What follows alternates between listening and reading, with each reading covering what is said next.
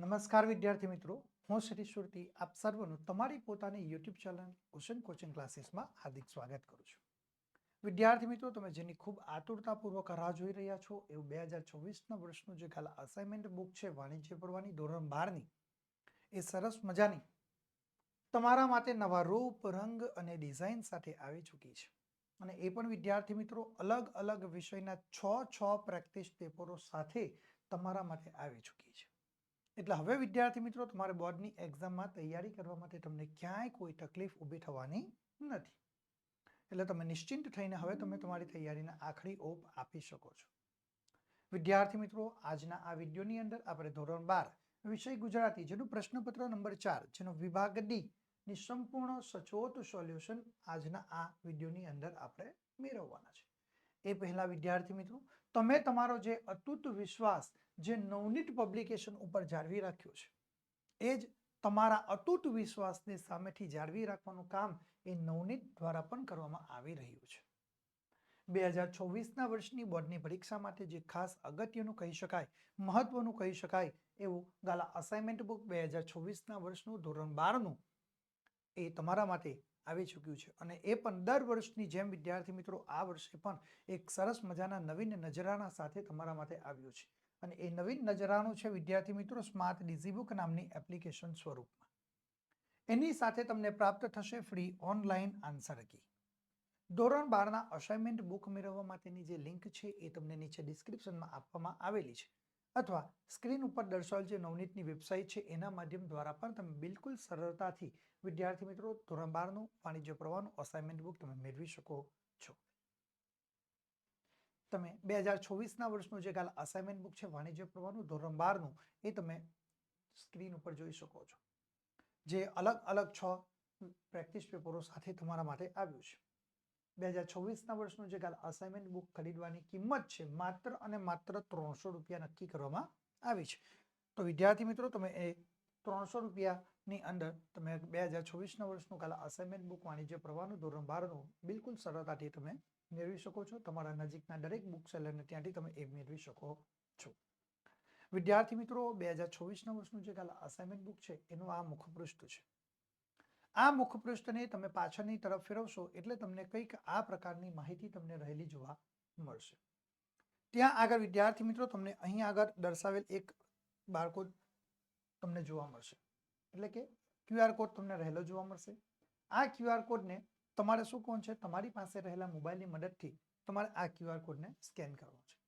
જેવું વિદ્યાર્થી મિત્રો તમે QR કોડ સ્કેન કરશો એટલે તમારી કેટલીક વ્યક્તિગત માહિતી તમારે ત્યાં આગળ રજૂ કરવાની રહેશે, ફિલઅપ કરવાની રહેશે.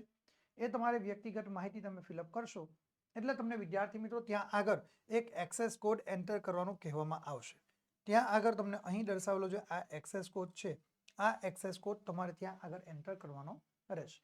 જેવો તમે એક્સેસ કોડ એન્ટર કરશો એટલે વિદ્યાર્થી મિત્રો તમારું સ્માર્ટ ડિઝીબુક નામની જે એપ્લિકેશન છે એમાં તમારું રજીસ્ટ્રેશન થઈ જશે અને તમે બિલકુલ સરળતાથી એમાં લોગિન કરી શકો છો.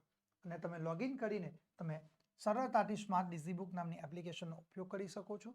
એની સાથે તમને ફ્રી ઓનલાઈન આન્સર કી પણ તમને પ્રાપ્ત થઈ જશે.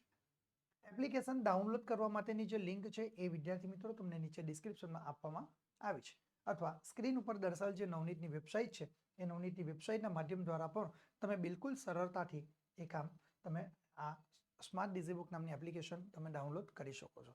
બિલકુલ કાર્ય સરળ છે, કોઈ પણ જગ્યા ઉપર તમને ક્યાંય તકલીફ પડે એવું કાર્ય નથી.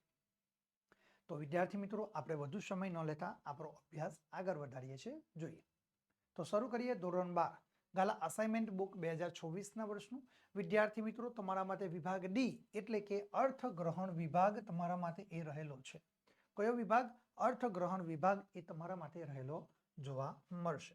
ઓકે, ચાલો આપણે સૌથી પહેલા સૂચનાઓ જોઈએ. તો સૂચના તમારા માટે સ્ક્રીન ઉપર આપેલી છે કે નીચેનું પાઠ્યેતર કાવ્ય વાંચી તેની નીચે આપેલા પ્રશ્નોના એક વાક્યમાં તમારે ઉત્તર લખવાના છે.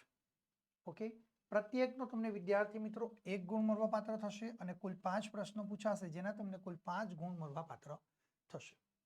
હવે વિદ્યાર્થી મિત્રો તમે સ્ક્રીન ઉપર જોઈ શકો છો કે જે પાઠ્યેતર કાવ્ય તમને આપવામાં આવેલી છે. આ કાવ્યને તમારે શું કરવાનું છે? એટલે 1 થી 2 વાર વાંચવાનું છે.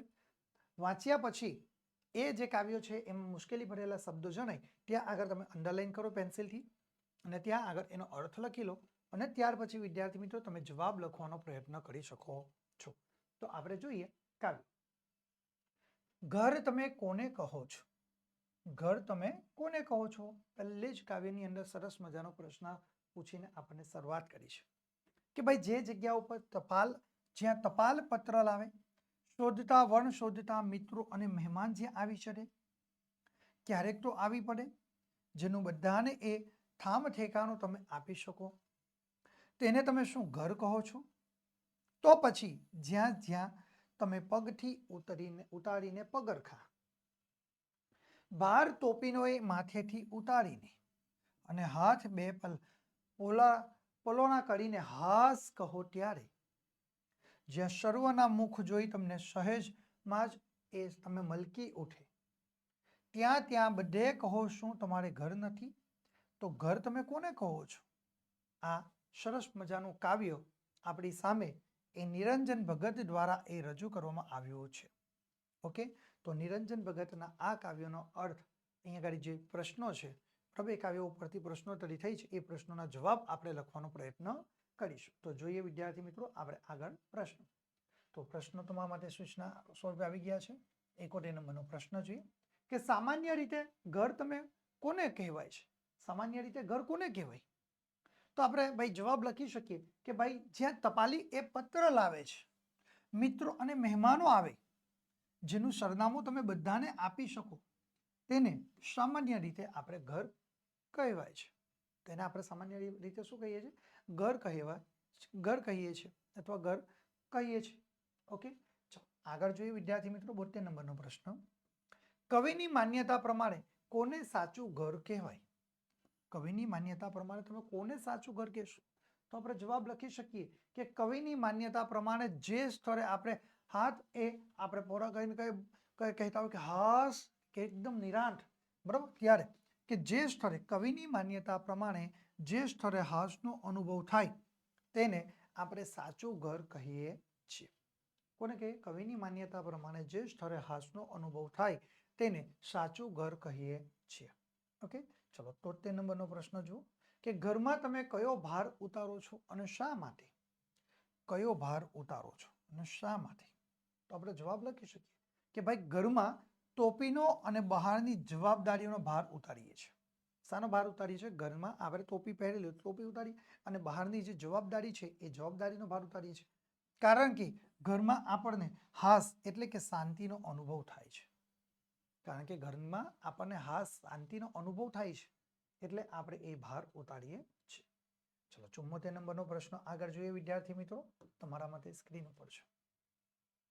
આ કાવ્યમાં કવિની કઈ ભાવનાના તમને દર્શન થાય છે? તો આપણે જવાબ લખી શકીએ કે આ કાવ્યમાં કવિએ જ્યાં હાસ અનુભવાય, માથાનો ભાર ઉતારી શકાય અને સર્વંત મુખ તમને જોઈને એ આનંદિત થાય તેવું ઘર શોધવાની ભાવનાના એ આપણને એ દર્શન થતા જોવા મળે છે. આ રીતે વિદ્યાર્થી મિત્રો સરસ મજાના આપણે પ્રશ્નોના જવાબ આપણે અહીં આગળ આપી શકીએ છીએ અને ગુણ મેળવી શકીએ છીએ.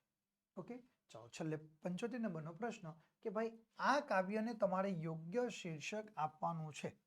તો જો તમારે વિદ્યાર્થી મિત્રો યોગ્ય શીર્ષક આપવાનું હોય ત્યાં શું કરવાનું? તો આખી કાવ્યમાંથી આપણે શું સમજ્યા કે કાવ્યના કેન્દ્રમાં શું છે, તો એને આપણે સમજીને આપણે આપણો મૌલિકતાનો ઉપયોગ કરીને વિદ્યાર્થી મિત્રો આપણે અહીં આગળ શીર્ષક દર્શાવી શકીએ છીએ. તો આપણે જવાબ લખી શકીએ કે ભાઈ શીર્ષક, તો ઘર તમે કોને કહો છો? આ આપણે સરસ મજાનું શીર્ષક આપણે આપી શકીએ છીએ. ઓકે, આ રીતે વિદ્યાર્થી મિત્રો તમે 5 ગુણના પ્રશ્ન બિલકુલ સરળતાથી જવાબ તૈયાર કરીને તમે પરીક્ષામાં પૂરેપૂરા ગુણ મેળવી શકો છો. ઓકે, ચલો આપણે આગળનો પ્રશ્ન જોઈએ વિદ્યાર્થી મિત્રો, તમારા માટે સૂચના એ સ્ક્રીન ઉપર છે. જુઓ, નીચેના પાઠ્યેતર ગદ્ય ખંડના આધારે આપેલા પ્રશ્નના ઉત્તર 1-2 વાક્યોમાં તમારે લખવાના છે. કેટલા? નીચેના પાઠ્યેતર ગદ્ય ખંડના આધારે આપેલા પ્રશ્નોના ઉત્તર તમારે 1 કે 2 વાક્યમાં લખવાના છે વિદ્યાર્થી મિત્રો. પ્રત્યેકનો 1 ગુણ છે અને કુલ તમને 5 ગુણની અંદર આ પ્રશ્નો પરીક્ષાની અંદર પૂછાય છે. બરાબર, પ્રત્યેકના કેટલા ગુણ છે? પ્રત્યેકનો 1 ગુણ તમને મળવાપાત્ર થશે. ઓકે, તમને કુલ પરીક્ષાની અંદર 5 ગુણની અંદર આ પ્રશ્ન પૂછાય. હવે વિદ્યાર્થી મિત્રો તમને જે પાઠ્યેતર કાવ્યખંડ છે એના જેવું જ છે, કાવ્ય જેવું છે, કાવ્ય જેમ જ છે અહીંયા આગળ પણ ગદ્યખંડ. કે ભાઈ આ જે ગદ્યખંડ આપેલો હોય તેને આપણે નિરાંતે 1-2 વાર મનમાં વાંચવાનું છે અને ત્યાર પછી જે ગદ્યખંડ છે એ ગદ્યખંડના પ્રશ્નોના જવાબ આપણે લખવાનો પ્રયત્ન કરવાના છે. ઓકે, તો આપણે જોઈએ વિદ્યાર્થી મિત્રો અહીં આગળ સૌથી પહેલો પ્રશ્ન કે ભાઈ આપણું વાંચન, આ પેરેગ્રાફ આપણે જોઈએ કે આપણું વાંચન એ જ આપણા જીવનનું ખરું પ્રતિબિંબ છે. ધ્યાન રાખજો, આપણું વાંચન એ જ આપણા જીવનનું ખરું પ્રતિબિંબ છે. આપણું વાંચનની જગ્યા ઉપર આપણે સદવાંચન એ જ આપણા જીવનનું ખરું પ્રતિબિંબ છે એવું લખીએ તો પણ ચાલે. ઓકે, પણ ધ્યાન રાખવાનું આંતરિક જીવનનો માપદંડ છે. ઉત્તમ પુસ્તકો આપણા શ્રેષ્ઠ મિત્રો છે. તે આપણને ઉમદા જીવન શિસ્ત આપે છે. આપણા જીવનનું એ ઘડતર કરે છે. લાગણીને કિનારે એ મનુષ્ય માત્ર સમાન છે. હકીકત જગતની ઉત્તમ સાહિત્ય કૃતિના વાંચનથી આપણા હૃદયમાં એ કોરાઈ જાય છે. ભક્તિને હૃદયમાં ઉતારનાર એ મૃત્યુથી નહીં ડરે. ભાગવતનું અધ્યયન કરનારા ઊંડમાં પ્રભુ પ્રેમ છલકાતો હશે. જેને ગ્રંથોનો વાચક અહિંસાનો ઉપાસક હશે. પુસ્તક આપણા જીવનને એ ઉદાત્ત બનાવે છે. ઉત્તમ કોટીના પુસ્તકોનું વાંચન એ મનુષ્યને એ ઉચ્ચ શિખરે પણ લઈ જાય છે. આમ પુસ્તકો આપણા માટે એ ઉત્તમ મિત્ર, માર્ગદર્શક અને તત્વચિંતકની ગરજ પણ સારે છે. ઓકે, ચાલો આ જે પેરેગ્રાફ છે બરાબર, એનો આપણે જવાબ, એના ઉપરથી પ્રશ્નોના જવાબ આપણે લખવાનો પ્રયત્ન કરીશું. તો જોઈએ વિદ્યાર્થી મિત્રો એ પ્રશ્નો. તો સૂચના આવી ગઈ. પ્રશ્નો 76 નંબરનો પ્રશ્ન કે ભાઈ માણસનું ખરું પ્રતિબિંબ કયું છે? તો આપણે પહેલી જ લીટીની અંદર પેરેગ્રાફની અંદર અંડરલાઈન કર્યું કે ભાઈ માણસનું ખરું પ્રતિબિંબ કયું? તો ભાઈ અહીંયા આગળ આપણે જોઈએ તો સદવિચાર બરાબર, અથવા આપણું જીવન. તો આ માણસનું ખરું પ્રતિબિંબ છે. સદવાંચન અથવા આપણું વાંચન બરાબર. માણસનું ખરું પ્રતિબિંબ કયું? તો ભાઈ સદવાંચન અથવા આપણું વાંચન. આપણું વાંચન જ એ માણસનું ખરું પ્રતિબિંબ છે. શું? સદવાંચન અથવા આપણું વાંચન એ જ માણસનું ખરું પ્રતિબિંબ છે. 77 નંબરનો પ્રશ્ન જુઓ કે ઉત્તમ પુસ્તકથી શો લાભ થાય છે? તો આપણે જવાબ લખી શકીએ કે ભાઈ ઉત્તમ પુસ્તકથી આપણને ઉમદા જીવન દ્રષ્ટિનો એ લાભ થાય છે. શાનો લાભ થાય? ઉત્તમ જે જીવન દ્રષ્ટિનો એ આપણને લાભ થતો જોવા મળે છે. ચલો 78 નંબરનો પ્રશ્ન જુઓ. કેવા સંજોગોમાં મનુષ્ય એ સમાન છે? કેવા સંજોગોમાં મનુષ્ય સમાન છે? તો આપણે જવાબ લખી શકીએ કે ભાઈ લાગણીની બાબતમાં મનુષ્ય માત્ર સમાન છે. કેવા સંજોગમાં? તો ભાઈ લાગણીની બાબતમાં મનુષ્ય એ માત્ર સમાન છે. લાગણીની બાબતમાં મનુષ્ય માત્ર સમાન છે. ચલો આગળનો પ્રશ્ન જોઈએ વિદ્યાર્થી મિત્રો કે પુસ્તકો આપણા માટે કઈ ગરજ સારે છે? તો જવાબ લખી શકીએ કે ભાઈ પુસ્તકો આપણા માટે એ જીવનમાં ઉત્તમ મિત્રોની ગરજ સારે છે. કોની ગરજ સારે છે? આપણા શ્રેષ્ઠ મિત્રોની, એ ઉત્તમ મિત્રોની ગરજ સારે છે. અને છેલ્લો પ્રશ્ન છે કે ભાઈ ગદ્યખંડને તમારે યોગ્ય શીર્ષક આપવાનું છે. ઓકે, તો ભાઈ ગદ્યખંડને આપણે યોગ્ય શીર્ષક શું આપી શકીએ? તો આપણે લખવાનું કે ભાઈ શીર્ષક તો ભાઈ પુસ્તકો ઉત્તમ મિત્રો. શું લખવાનું? કે ભાઈ પુસ્તકો આપણા મિત્રો અથવા પુસ્તકની મૈત્રી અથવા પુસ્તકોની મિત્રતા એ પણ તમે લખી શકો. એટલે આપણે જો અહીંયા શીર્ષક દર્શાવ્યું છે કે ભાઈ પુસ્તકો ઉત્તમ મિત્રો. ઓકે, આ રીતે વિદ્યાર્થી મિત્રો તમે તમારી મૌલિકતાનો ઉપયોગ કરીને સરસ મજાનો અહીંયા આગળ આ વિચાર દ્રષ્ટિનો ઉપયોગ કરીને વિદ્યાર્થી મિત્રો જે પેરેગ્રાફ આપ્યો છે એના પ્રશ્નોના જવાબ તમે લખી શકો અને તમે મૌલિકતાથી તમે અહીં આગળ શીર્ષક પણ દર્શાવી શકો છો. પરંતુ એ અહીં આગળ જે દર્શાવેલ પેરેગ્રાફ છે એને કેન્દ્રમાં રાખીને તમારે શીર્ષક આપવાનું રહેશે. આગળની સૂચના તમારા માટે સ્ક્રીન ઉપર છે વિદ્યાર્થી મિત્રો, એને આપણે જોઈએ કે નીચેના ગદ્યખંડનો ત્રીજા ભાગમાં સંક્ષિપ્ત કરવાનો છે અને તેને યોગ્ય શીર્ષક તમારે આપવાનું છે. શું કહું છે? નીચેના જે ગદ્યખંડ છે એ ગદ્યખંડને ત્રીજા ભાગમાં સંક્ષેપીકરણ કરવાનું અને યોગ્ય શીર્ષક આપવાનું. કેટલા માર્ક્સની અંદર પૂછાય? તો ભાઈ 5 ગુણની અંદર પરીક્ષાની અંદર એ તમને પૂછાતું જોવા મળશે. ઓકે, તો ભાઈ અહીં આગળ આપણે જોઈએ તો ભાઈ સંક્ષેપીકરણ કરતા હોઈએ ત્યારે જે પેરેગ્રાફ આપેલો છે ત્યારે કેટલીક બાબતો આપણે ધ્યાનમાં રાખવાની. તો સંક્ષેપીકરણ કરતા પહેલા વિદ્યાર્થી મિત્રો જે પેરેગ્રાફ આપણને આપવામાં આવ્યું છે એ પેરેગ્રાફનું 1 થી 2 વાર બિલકુલ શાંત ચિત્તે આપણે તેનું વાંચન કરવાનું છે. વાંચન કર્યા બાદ એ પેરેગ્રાફમાંથી આપણને જે બિનજરૂરી બાબતો જણાય એ તમામ બિનજરૂરી બાબતોને આપણે પેરેગ્રાફમાંથી દૂર કરવાની છે. એમાં અન્ય ઉદાહરણો દર્શાવ્યા હોય, દાખલા તરીકે જે આપણને સમજૂતી માટે દર્શાવ્યા હોય એ તમામ બાબતો આપણે દૂર કરવાની. એકના એક શબ્દો કે વાક્યનું વારંવાર પુનરાવર્તન થતું હોય તો એને પણ આપણે દૂર કરવાનું છે. ઓકે, ત્યાર પછી વિદ્યાર્થી મિત્રો સંક્ષેપીકરણની અંદર આપણે રૂઢિપ્રયોગ અથવા જે શબ્દ સમૂહનો ઉપયોગ કરીને જે લંબાણપૂર્વકના વાક્યો છે એને તુકારપૂર્વકના પણ આપણે દર્શાવી શકીએ છીએ. ઓકે, આ રીતે વિદ્યાર્થી મિત્રો આપણે 1/3 ભાગ જેટલા સંક્ષેપીકરણ કરી શકીએ છીએ. ઓકે, તો ચાલો આપણે જોઈએ 81 નંબરનો પ્રશ્ન કે કુદરતમાં ફરતી વખતે માણસને કેવો આનંદ આવે છે, એના ઉપરથી એનામાં સુખી થવાની ક્ષમતા કેટલી છે જે જાણી શકાય છે. માણસ મૂળભૂત રીતે એક પ્રાણી છે અને પ્રાણીઓનું સાચું સ્થાન એ કુદરતમાં છે. પાંજરામાં રહેલું પક્ષી એ સલામત જરૂર હોય છે, પરંતુ એના જેવા જ એ બીજા કુદરતમાં એ ઉડતા ગાતા પક્ષીઓ જેવું એ સુખી નથી હોતું. જે વ્યક્તિ ઉગતા કે આથમતા એ સૂર્યનું સૌંદર્ય, ચાંદની રાતની શીતળતા, એ સુમસામ રાતનું સંગીત, ઊંચા ઊંચા પર્વતોની એ ભવ્યતા, વહેતા ઝરણાનો એ કલરવ, હવાનો મધુર સ્પર્શ કે ભીની માટીની સોડમ એ માણી શકશે નહીં. તે એટલા પ્રમાણમાં સુખી થવાની ક્ષમતા ગુમાવી દે છે. સુખી સ્વભાવની વ્યક્તિ એ ધનવાન હોય કે નિર્ધન, કુદરતના સૌંદર્ય અને ભવ્યતાને જોઈને આનંદથી એ ભાવ વિભોર એ થઈ જાય છે. એવી ભાવ વિભોર થઈ જાય છે અથવા થઈ જવી જોઈએ. આ જે પેરેગ્રાફ છે એ વિદ્યાર્થી મિત્રો આપણને મોહમ્મદ માકંદ દ્વારા આપણને આપવામાં આવ્યો છે. બરાબર. હવે વિદ્યાર્થી મિત્રો અહીં આગળ આ જે પેરેગ્રાફ છે આ પેરેગ્રાફમાંથી આપણે 1/3 ભાગ જેટલો એનો સંક્ષેપ કરવાનો પ્રયત્ન કરીએ. તો સૌથી પહેલા તો વિદ્યાર્થી મિત્રો આપણે એનું શીર્ષક દર્શાવવાનું છે. તો ભાઈ કુદરતને માણે તે સુખી. શીર્ષક શું આપ્યું છે? કુદરતને માણે તે સુખી. આ આપણે સૌથી પહેલું એનું અહીંયા આગળ શીર્ષક દર્શાવ્યું છે. ઓકે, ચલો હવે આપણે એનો જવાબ જોઈએ.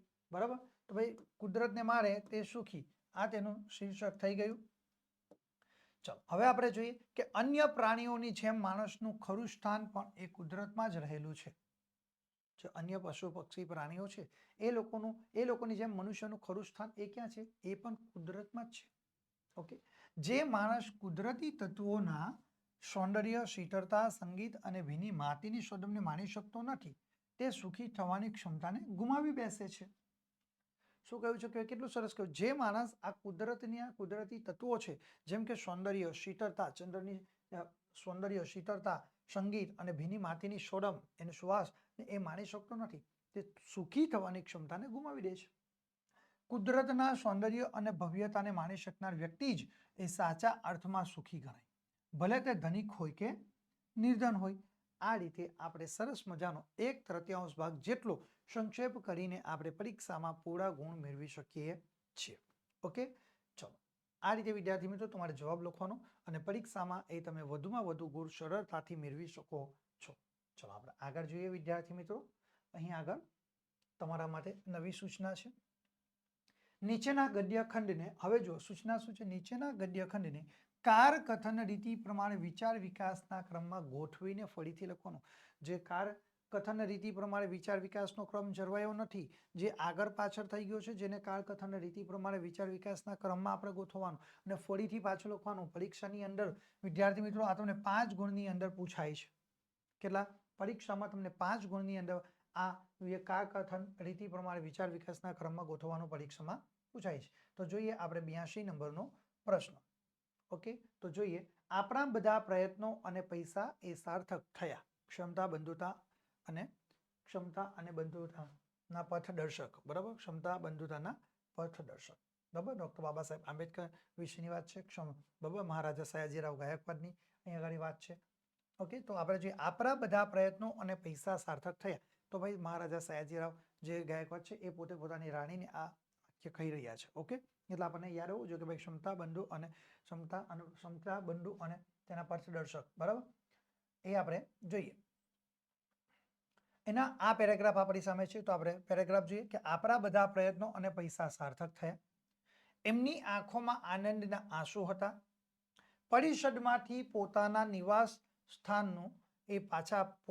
સ્થાને પાછા ફરતા તેમણે પોતાના રાણીને કહ્યું. બરાબર, પોતાના રાણીને કહ્યું પરિષદમાં ત્યાં મહારાજાઓની હરોળમાં બેઠેલી એક વ્યક્તિના એ દેદીપ્યમાન ચહેરા ઉપર ભાષણ સાંભળ્યા પછી અતિ પ્રસન્નતા કરાઈ રહી હતી.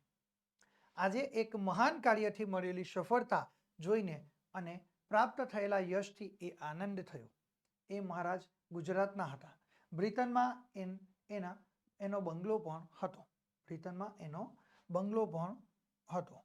ઓકે, આ રીતે આપણો આ પેરેગ્રાફ છે. હવે એ પેરેગ્રાફમાંથી આપણે વાક્યના કારકથનની રીતિ પ્રમાણે ગોઠવવાનો છે વિચાર વિકાસના ક્રમમાં.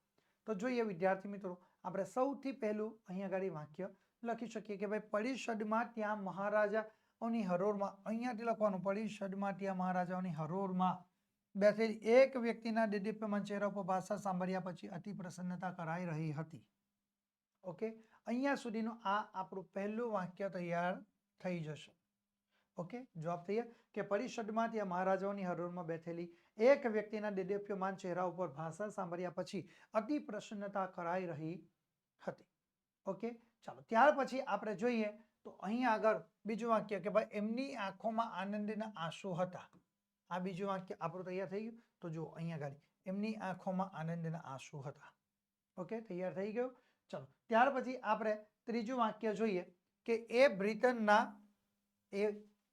એ મહારાજ, બરાબર, એ મહારાજ ગુજરાતના હતા. બરાબર, એની સાથે જો બ્રિટનમાં એનો બંગલો પણ હતો. અહીંયા સુધી એ આપણું કયું વાક્ય? ત્રીજું વાક્ય તૈયાર. બરાબર, એ મહારાજ ગુજરાતના હતા, બ્રિટનમાં એનો બંગલો પણ હતો. આ તમારા માટે ત્રીજું વાક્ય થઈ ગયું.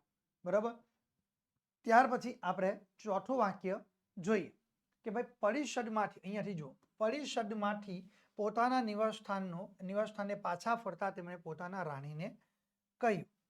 બરાબર, નિવાસસ્થાનેથી પાછા ફરતા જો અહીંયા આવ્યું, પરિષદમાંથી પોતાના નિવાસસ્થાને પાછા ફરતા તેમણે પોતાના રાણીને કહ્યું. બરાબર, પોતાના રાણીને કહ્યું નિવાસસ્થાનેથી. બરાબર, ચાલો અહીંયા આગળ જો નિવાસસ્થાનેથી પાછા ફરતા તેમણે પોતાના રાણીને કહ્યું. આ તમારા માટે કયું વાક્ય થઈ ગયું? ચોથા નંબરનું વાક્ય થઈ ગયું. ઓકે, ચાલો ત્યાર પછી જો અહીંયા આગળ કે આપણા બધા પ્રયત્નો અને પૈસા સાર્થક થયા છે. પાંચમું વાક્ય થયું, આપણા બધા પ્રયત્નો અને પૈસા સાર્થક થયા છે. પાંચમા નંબરનું વાક્ય થઈ ગયું. ચાલો હવે બાકી રહ્યું માત્ર એક વાક્ય છેલ્લું કે ભાઈ આજે એક મહાન કાર્યથી મળેલી સફળતા જોઈને અને પ્રાપ્ત થયેલા યશથી આનંદ થયો. આ છઠ્ઠું વાક્ય. તો આપણે આજે એક મહાન કાર્યથી મળેલી એ સફળતા જોઈને અને પ્રાપ્ત થયેલા યશથી એ આનંદ થયો. બરાબર, આ રીતે વિદ્યાર્થી મિત્રો તમે વિચાર વિકાસના ક્રમમાં કારકથન રીતિ પ્રમાણે જે વાક્ય આપેલા હોય તેને વિચાર વિકાસના ક્રમમાં તમે ગોઠવી શકો છો. ઓકે, ને પરીક્ષાની અંદર જે 5 ગુણનો પ્રશ્ન છે એમાં તમે વધુ ને વધુ ગુણ તમે મેળવી શકો છો. ઓકે, તો આ રીતે વિદ્યાર્થી મિત્રો તમે બિલકુલ સરળતાથી તમે જવાબ તૈયાર કરી શકશો.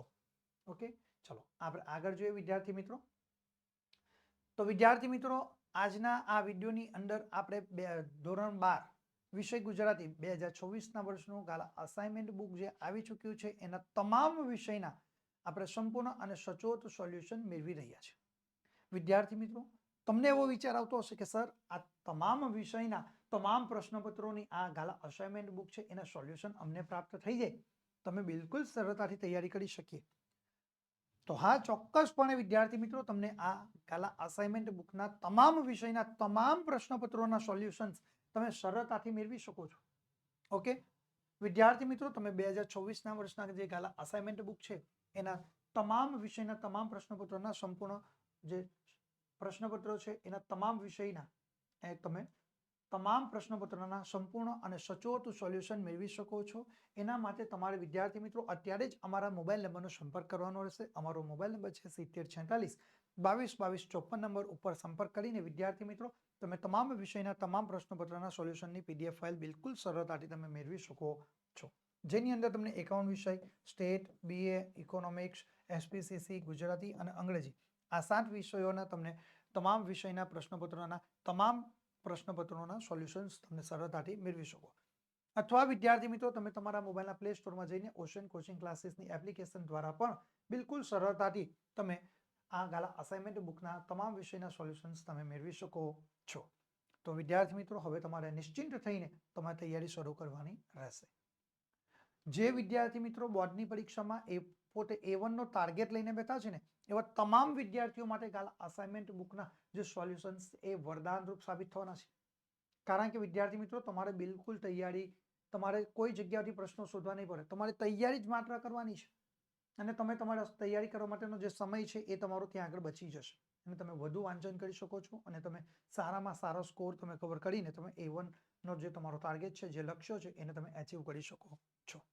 વિદ્યાર્થી મિત્રો, ધોરણ 12ના નવા અપડેટ મેળવવા માટે તમે અત્યારે જ અમારા વોટ્સઅપ ગ્રુપમાં જોડાઈ જજો.